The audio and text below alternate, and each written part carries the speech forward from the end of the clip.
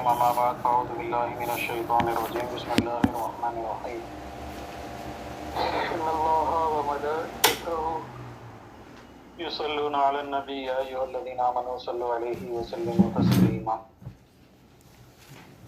اللهم صل وسلم وبارك عليه صلوا عليه دائما صلوا عليه سرمدا صلاة وسلاما عليك يا رسول الله صلی اللہ تعالیٰ علیہ وسلم. عزیز طالبات امید ہے کہ آپ سب بخیر و عافیت ہوں گی. اللہ تبارک و تعالیٰ ہم تمام کو اپنے حفظ و امان میں رکھے. ہاں بیٹا کل کا سبق سمجھ میں آ گیا تھا؟ جی حضرت. جی تو کل کے سبق میں ہم نے پڑھا تھا کہ حج جو ہے ایک ایسا فریضہ ہے جس کے لیے وقت من وجن ظرف بنتا ہے، من وجن معیار بنتا ہے. تو امام محمد علیہ الرحمہ نے جانب توسع کا اعتبار کرتے ہوئے یہ فرمایا کہ جس سال حج فرض ہو اسی سال کرنا ضروری نہیں ہے، آخر بھی اس میں کر سکتا ہے، گنجائش بھی ہے اس کو، آئندہ بھی وہ کر سکتا ہے. اور امام ابو یوسف نے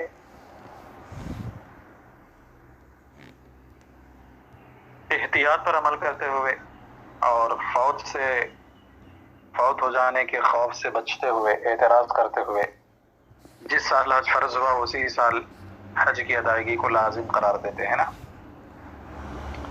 بہرحال مکلف کی جو زندگی ہوتی ہے یہ زندگی دوسرے حج کے لیے اس میں فاضل وقت بچ جاتا ہے، جس اعتبار سے یہ ظرف کے مشابہ ہو جاتا ہے. اب یہاں سے اسی کے متعلق کچھ مزید احکامات بیان فرماتے، کہتے ہیں حتی یبقى النفل مشروعا، یہاں تک کہ نفل جو رہے گا وہ مشروع رہے گا. کیونکہ یہ بات پہلے ہی بیان کی گئی تھی کہ جو اختلاف بھی ہے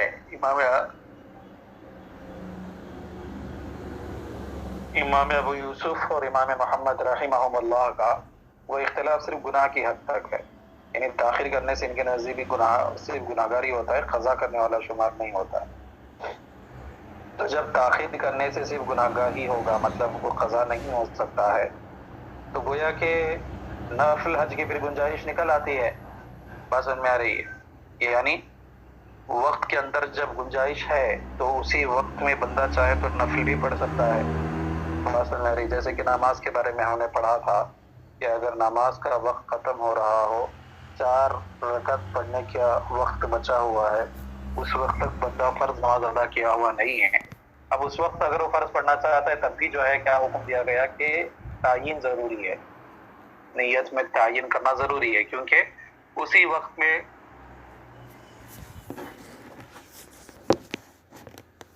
اگر وہ نفل نماز بھی پڑھتا ہے تو وہ نفل نماز بھی درست ہو جاتی ہے. تو جو غیر کا احتمال ہے، تو جہاں پر مزاحمت کا احتمال ہوتا ہے وہاں پر کیا ہے تعین ضروری ہوتی ہے. تو بہر صورت وہاں پر کیا ہے تعین ضروری ہوگی، تعین کرنا پڑے گا. سمجھ میری بات؟ تو اسی طرح سے جب حج میں بھی یہی معاملہ ہے کہ ایک سال جس سال حج فرض ہوا ہے اسی سال حج کو اگر ادا نہیں کرے گا تو حج قضا ہو جائے گا، ایسا تو مسئلہ ہے ہی نہیں کسی بھی امام کے نزدیک. تو گویا کہ وہ آئندہ سال بھی کر سکتا ہے حج، اس کے بعد بھی کر سکتا ہے. تو اس سال جس سال فرض ہوا ہے اس سال اگر وہ نفل حج کرنا چاہے تو کر سکتا ہے، گنجائش ہے وقت کے اندر. بات سمجھ میں آ رہی؟ تو اسی بات کو واضح فرماتے ہیں، کہتے ہیں حتی یبقى النفل مشروعا، یہاں تک کہ نفل جو ہے وہ مشروع باقی رہے گا. نفل جو ہے وہ مشروع باقی رہے گا. مشروع باقی رہنے کا مطلب یہ ہے کہ کسی انسان کے اوپر حج فرض ہو چکا ہے لیکن وہ حج کرنے گیا اور فرض حج ادا نہیں کر رہا بلکہ نفل کی نیت کرتے ہوئے نفل حج ادا کر رہا ہے، تو پھر ایسی صورت میں اس کا حج نفل بھی ادا ہوگا، حج فرض ادا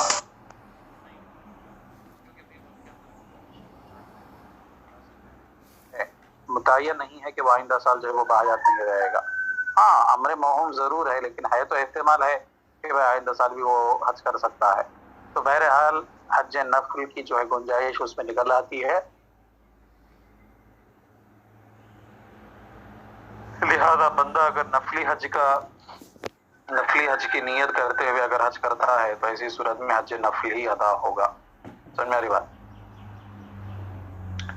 کہتے ہیں وَجَوَازُهُ عِنْدَ الْإِطْلَاقِ بِدَلَالَةِ تَعَيُّنٍ مِّنَ الْمُوَدِّي، اذ الظاہر انہ لا یقصد النفل وعلیہ حجۃ الاسلام. یہ اصل میں ایک اعتراض اور ایک شبہ کا جواب ہے بیٹا. اعتراض اور شبہ یہ ہے، مدرس کہتا ہے کہ آپ کہہ رہے ہیں کہ نفل حج جو ہے مشروع ہے. جس بندے کے اوپر حج فرض ہوا ہے اس کے لیے نفلی حج بھی کیا ہے؟ مشروع ہے، شریعت نے اجازت دی ہے. تو جب نفلی حج مشروع ہوا ہے تو گویا کہ مزاحم پایا گیا، اور جب مزاحم پایا گیا تو تعین نیت ضروری ہوتی ہے.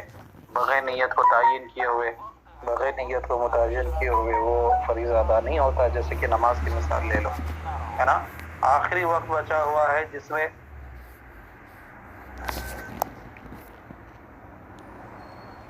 مان لو ظہر کی نماز ہے، ظہر کی نماز میں بندہ جو ہے وہ گزرتا چلا جا رہا ہے، بندے نے نماز نہیں پڑھا. یہ اور بات ہے کہ وہ دوسری نمازیں پڑھ رہا ہے، اس میں نفل پڑھ رہا ہے، قضاء عمری پڑھ رہا ہے. آخر میں ظہر کا صرف اتنا وقت بچا جس میں 4 رکعت نماز ادا ہو سکے، صرف اتنا ہی وقت بچا ہوا ہے. اب وہ 4 رکعت کی نیت کر رہا ہے. تفقیہ حکام فقہا یہی فرماتے ہیں کہ وہ تعین نیت کرے گا. یعنی ظہر کی جو پڑھنے جا رہا ہے تو ظہر کی نماز کی نیت کرے گا، کہے گا کہ میں ظہر کی نماز، آج کی ظہر کی نماز کا ہے ادا کر رہا ہوں. کیوں؟ اس کی وجہ یہی بیان کرتے ہیں کہ یہاں پر مزاحمت موجود ہے، کیونکہ اس آخری وقت میں بھی اگر وہ بندہ کوئی نفل نماز پڑھتا ہے یا قضاء عمری پڑھتا ہے تو اس کی نفل نماز یا قضاء عمری درست ہو جائے گی. یہ اور بات ہے کہ اس دن کی ظہر کی نماز اس کی قضا ہو رہی ہے، تو قضا ہونا الگ چیز ہے، لیکن یہ چیز کیا ثابت ہو جائے گی. تو جب مزاحمت موجود ہے تو اب تعین ضروری ہے کہ بندہ وہاں پر تعین کرے کہ میں آج ہی کے دن کی ظہر کی نماز ادا کر رہا ہوں. تو میری بات، معترض یہ کہتا ہے کہ جیسا حکم نماز کے اندر ہے ویسا ہی حکم جو ہے حج کے اندر بھی ہونا چاہیے تھا. یعنی حج فرض کو ادا کرنے کے لیے نیت حج فرض کی ضروری ہونی چاہیے تھی. حالانکہ آپ حضرات ایک مسئلہ یہ بیان کرتے ہیں کہ جس انسان کے اوپر حج فرض ہو گیا ہو، وہ حج کرنے گیا اور مطلق حج اس نے کی، اس نے نیت میں تعین نہیں کی، اس نے نیت میں تعین نہیں کی کہ جو حج میرے اوپر فرض ہو رہا ہے، فرض ہو چکا ہے، میں اسی حج کو ادا کر رہا ہوں، اس طرح سے تعین نہیں کیا. مطلق نیت کے ساتھ اس نے حج کر دیا، ٹھیک ہے. تو آپ لوگ کہتے ہیں کہ اس کا حج فرض ادا ہوتا ہے. حالانکہ جس طرح سے حج فرض کا یہاں پر احتمال ہے اسی طرح سے حج نفل کا بھی تو احتمال ہے. تو جب حج نفل کا بھی احتمال ہے تو پھر تعین نیت ضروری ہونی چاہیے تھی. اگر تعین ہی نہیں کہ وہ ایسے ہی مطلقاً جو ہے حج کی نیت سے حج کر دے رہا ہے تو آپ لوگ کہتے ہیں حج فرض ادا ہو جاتا ہے. ایسے کیسے؟ جب مزاحمت موجود ہے تو پھر تعین نیت ضروری ہونی چاہیے، جیسے کہ نماز کے مسئلے میں ضروری ہوتی ہے. پھر میری بات، تو اسی اعتراض اور اسی شبہ کا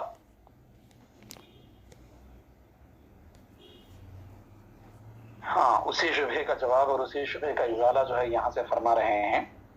کہتے ہیں کہ یہاں پر اگرچہ مودی جو ہے، حاجی جو ہے، حج کرنے والا، وہ اگرچہ اپنی زبان سے جو ہے نہیں کہہ رہا ہے کہ میں جو ہے حج فرض ادا کر رہا ہوں، لیکن اس کی جو حالت ہے، دلالت حال جو ہے وہ اس بات پر دلالت کرتی ہے کہ وہ حج فرض ادا کر رہا ہے.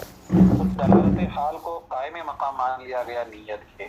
اسی وجہ سے ہم نے حکم دیا کہ اس کا حج فرض ادا ہو جائے گا. اس کی وجہ یہ ہے کہ حج اور نماز دونوں میں بہت سارا فرق ہوتا ہے بیٹا.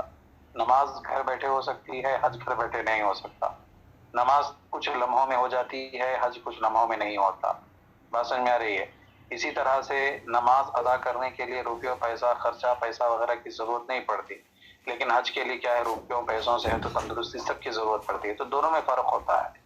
تو اب جب بندہ مطلق حج کر رہا ہے تو اس کی حالت جو ہے، دلالت حال اس بات کو واضح کرتی ہے کہ وہ بندہ جو ہے اپنا فریضہ والا حج ہی ادا کر رہا ہوگا. کیونکہ یہ بعید ہے کہ انسان کے اوپر حج اسلام باقی ہو، حج فرض باقی ہو اور وہ نفلی حج کرے، تو یہ بعید نظر آتا ہے. تو اس وجہ سے دلالت حال کو جو ہے نیت کے قائم مقام مان لیا گیا. حج نفل اسی وقت مانا جائے گا جب وہ بندہ صراحتاً نیت کرے گا. جب وہ صراحتاً نیت کرے گا کہ میں نفلی حج کر رہا ہوں تب حج نفل مانا جائے گا.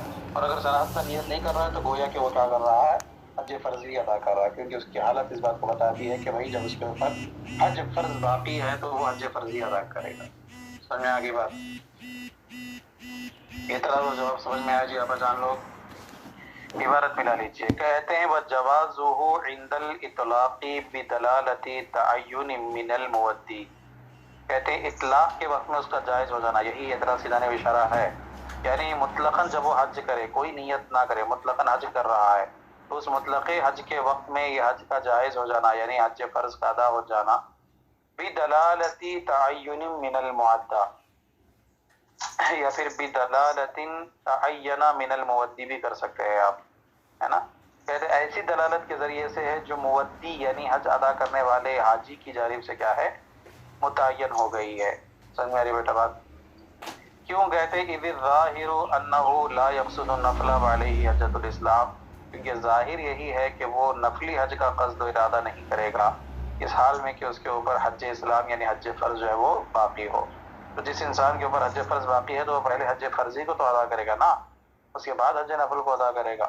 تو لہٰذا اس کی دلالت، اس کی حالت جو ہے وہ اس بات پر دلالت کرتی ہے کہ وہ بندہ کیا ہے، حج فرضی ادا کر رہا ہے. بات سمجھ میں آ گئی جی آپا جان لوگ؟ جی حضرت.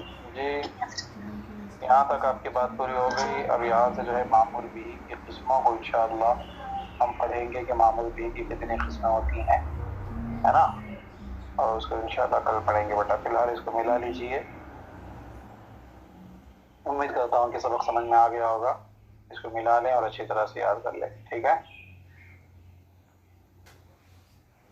چلیے ٹھیک ہے. وصلی اللہ تعالی علی خیر خلقہ ونور عرشہ سیدنا و مولانا محمد وآلہ وصحبہ اجمعین. السلام علیکم.